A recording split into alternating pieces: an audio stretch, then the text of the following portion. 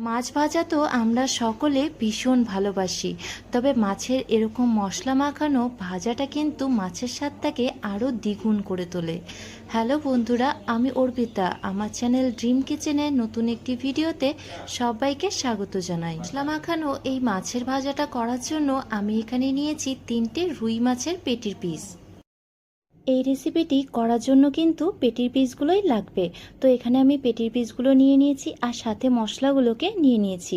মশলার মধ্যে নিয়েছি পেঁয়াজ বাটা, সাথে আছে জিরে বাটা, আর নিয়েছি আদা বাটা, আর একটুখানি রসুন বাটা, আর নিয়েছি শুকনো লঙ্কা বাটা, আর এখানে কাঁচা লঙ্কাটাও নিয়ে নিয়েছি।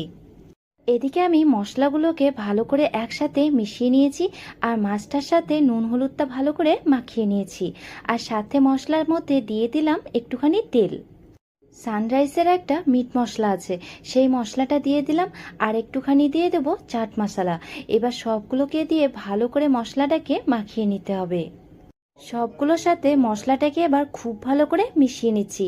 তারপর আমি মাছের মধ্যে মশলাটাকে ভালো করে ম্যারিনেট করে নেব। মাছগুলো আমার খুব ভালো করে ম্যারিনেট করে নেওয়া হয়ে গেছে। এবার এটাকে আমি কিছুক্ষণের জন্য এভাবেই রেখে দেব। এটাকে যদি একটুখানি ফ্রিজের মধ্যে রেখে দেওয়া যায় তাহলে কিন্তু খুব ভালো করে মশলাটা মাছের গায়ে জড়িয়ে যায়। আধ ঘন্টার মতো আমি রেখে দিয়েছি মাছগুলোকে। এবার ঝটফট করে এগুলোকে ভেজে নিতে হবে।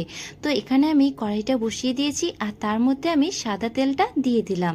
এবার তেলটা ভালোভাবে গরম হয়ে আসলে এর মধ্যে আমি মাছের পিসগুলোকে দিয়ে দেব। তেলটা আমার খুব ভালো করে গরম হয়ে গেছে।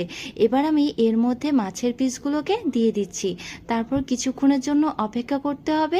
এক সাইডটা ভালো করে ভাজা হয়ে গেলে এবার এটাকে উল্টে দিতে হবে। এক সাইডটা ভালো করে ভাজা হয়ে গেছে, এবার অপর সাইডটাকেও আমি উল্টে দেব। উল্টে দিয়ে অপর সাইডগুলোও ভালো করে ভেজে নেব। এ পর্যায়ে কিন্তু গ্যাসের ফ্লেমটাকে খুব বেশি হাইতে করবেন না, মিডিয়াম আঁচের মধ্যে ভালো করে এগুলোকে ভেজে নিতে হবে।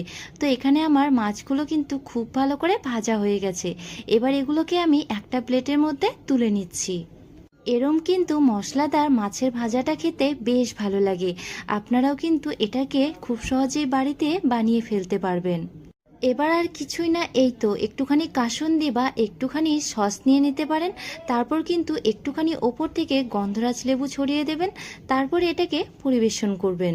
গন্ধরাজ লেবুর সাথে কিন্তু এই মাছ ভাজাটা খেতে বেশ ভালো লাগে। সবসময় কিন্তু নর্মালভাবে মাছ ভাজা না খেয়ে এভাবেও কিন্তু একটুখানি বাড়িতে ট্রাই করতে পারেন। আজকের এই রেসিপিটি আপনাদের যদি ভালো লেগে থাকে তাহলে ভিডিওটি লাইক করে শেয়ার করে দেবেন।